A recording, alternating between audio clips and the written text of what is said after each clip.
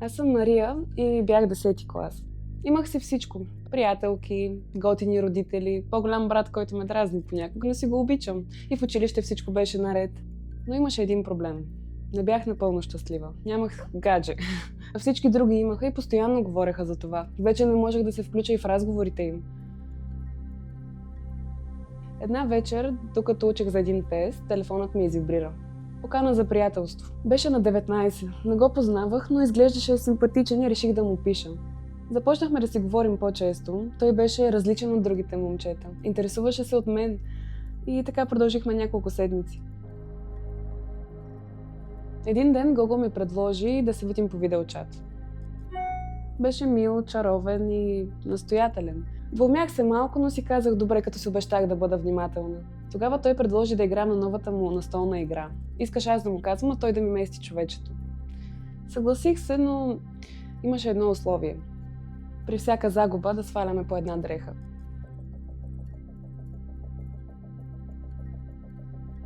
Страхувах се, но си казах добре. Започнахме да играем, аз започнах да губя. Нещата ставаха все по-сериозни. Той настояваше да продължаваме, аз не исках да го разочаровам. В един момент бях останала само по потник и бельо. Той ми каза да си сваля потника, разбира се, директно отказах, но той беше твърде настоятелен. Каза ми, че мога да му се доверя. Аз изключих камерата и се съблякох. Той започна да ми казва колко съм красива и че няма от какво да се притеснявам. Повярвах му и включих камерата. Отново изгубих, но вече нямаше как да продължа. Бях останала само по бельо и категорично отказах. Тонът му рязко се промени. Каза ми, че това са правилата на играта и че няма връщане назад. Аз не знаех какво да правя. Наистина го харесвах и затова не исках да спра да си пиша с него, но затова просто започнах да се събличам възможно най-бързо, за да мога да приключа с играта и тогава го чух. Щрак. Един звук, една секунда, която срина всичко в мен. Даже не можех да викам, защото изгубих гласа си. Попитах го, снима ли ме. Той ми каза, че е твърде късно да спрем тук и че ако не се покажа цялата, ще изпрати снимката на приятелите ми. В паника просто изключих компютъра, чувствах се срината и предадена.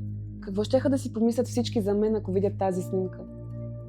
Той започна да ме заплашва в чата. Къде си? Защо ми затвори? Как може така да се държиш с мен? Предупредихте какво ще се случи. Животът ми беше съсипан.